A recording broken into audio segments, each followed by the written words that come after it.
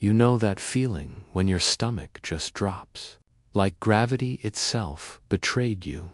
That was me standing in my driveway, staring at an empty parking spot where my BMW used to be. I remember the sound first, tires screeching down the street, and then silence. I thought I was imagining things. Maybe I'd parked somewhere else. Nope. The oil stain under where my car used to be confirmed it. My pride and joy. A fully loaded BMW M4 was gone. Here's the thing.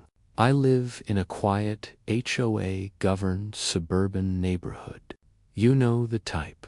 White fences, manicured lawns, and that one neighbor who treats the HOA rulebook like the 10 Commandments. The neighbor was Karen. Yes, her real name. And if you've ever dealt with a Karen, you already know what kind of energy she radiated.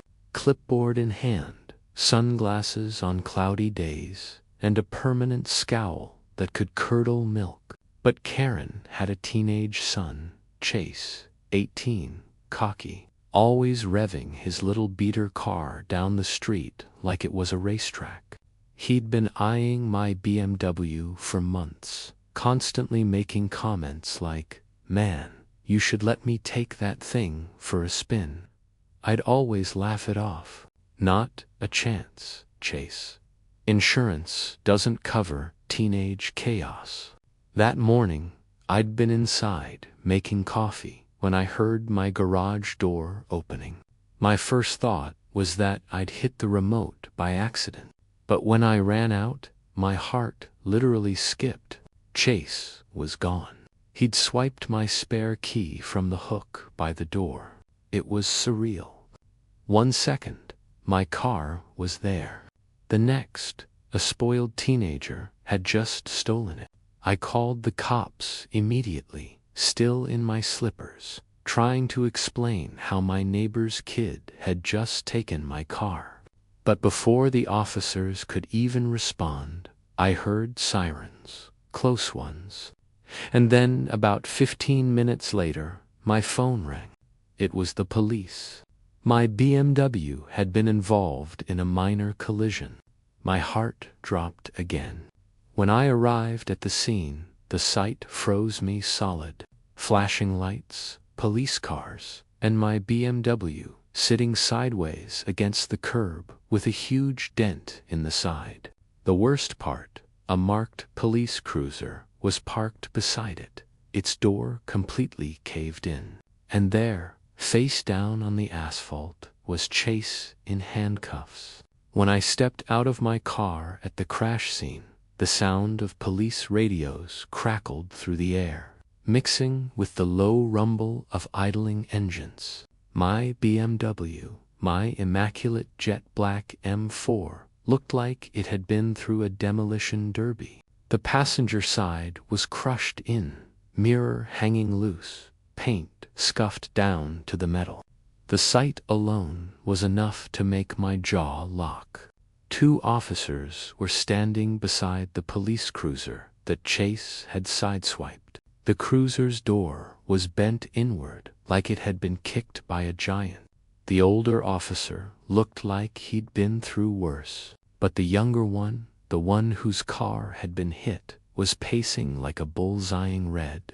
And then there was Chase, face down, hands cuffed behind his back, grass stains all over his hoodie. He looked terrified, and honestly, he should have been. One of the officers recognized me from the call. "You, the owner?" he asked. "Yeah," I said, barely able to look at the damage.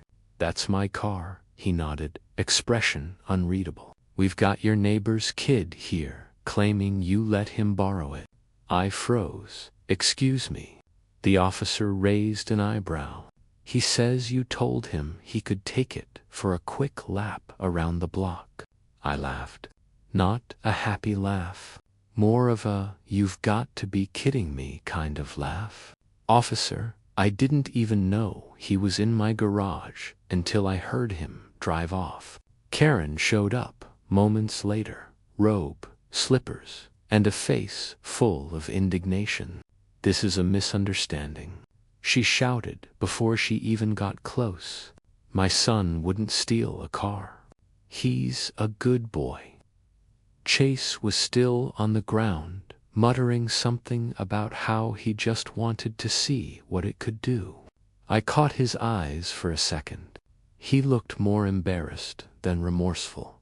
Karen stormed up to the officers, demanding they release him. "You can't just treat him like a criminal. This man," she jabbed a finger at me, "shouldn't have left his keys out like that." That was it. My patience snapped. "Your son broke into my garage, took my car without permission, and hit a cop. And somehow that's my fault." The younger officer stepped in before things got worse. "Ma'am," he said firmly, "your son's lucky no one got hurt. He's being charged with unauthorized use of a vehicle and destruction of property." Karen's face went white. Chase just stared at the ground. And that's when I realized this was only the beginning of the fallout. By the next morning, the whole neighborhood knew. You couldn't have scripted the gossip better if you tried. I woke up to text messages, doorbell rings, and one of those concerned neighbor notes slipped under my door. The headline, if there had been one, would have read, "HOA's son arrested after stealing neighbor's BMW." See, what I hadn't mentioned before was that Karen wasn't just a member of the HOA. She was the president. She ruled the cul-de-sac like a petty monarch. And now the Queen's heir had crashed a cop car in my vehicle. I thought maybe she'd apologize.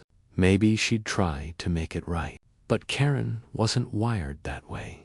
Instead, she doubled down. That afternoon, I got a notice taped to my door, an official-looking HOA violation letter claiming my car had been parked improperly and posed a safety concern. The same car that her son had stolen and wrecked. I couldn't believe it. I called the HOA office, but of course, the only person who answered was Karen herself. "Karen," I said, trying to keep my voice calm, "you've got to be joking with this notice." Her tone was syrupy sweet. "I don't joke about safety, dear. If your vehicle hadn't been so tempting, none of this would have happened." I actually laughed out loud. "You're blaming me because your kid committed a felony. That's your opinion," she said coolly. "But as HOA president, it's my duty to uphold community standards. Maybe this will teach you to be more responsible with your property." I was speechless. The sheer nerve of this woman was unbelievable. I told her the insurance company was already handling the damages and that Chase was facing charges, but she cut me off. "You'll be hearing from our attorney," she said, before hanging up. I stood there for a full minute, staring at the phone like it had insulted me personally. Not only had her son stolen and destroyed my car, now she was threatening me. But I wasn't about to roll over. I gathered every shred of evidence I had. The police report, my security footage, even the officer's statement confirming the break-in. I was going to war that night.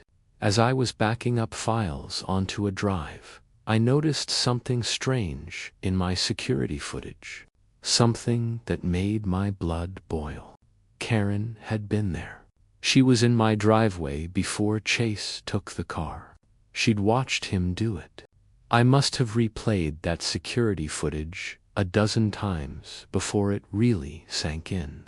There she was, Karen, standing at the edge of my driveway that morning, arms crossed, watching her son slip into my garage. She didn't try to stop him. She didn't even look surprised. In fact, she nodded. My hands were shaking as I scrolled through the clip, zooming in on her expression.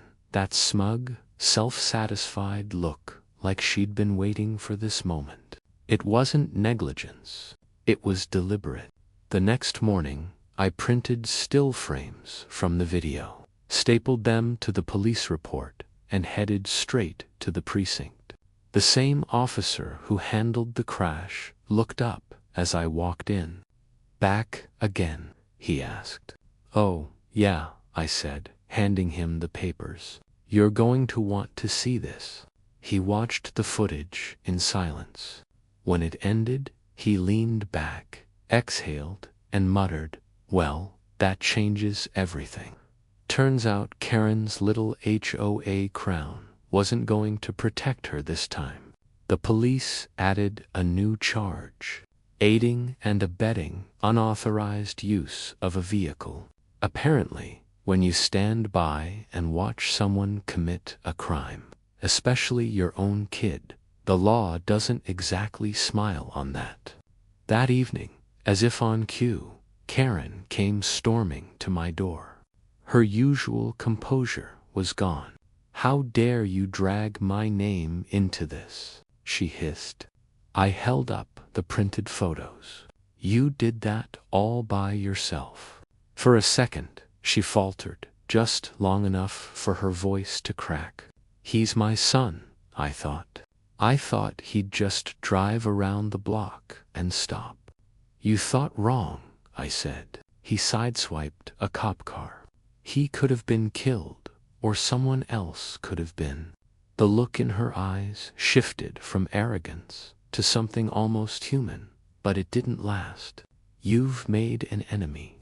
You know that," she spat. "No one crosses me and gets away with it." I shut the door in her face.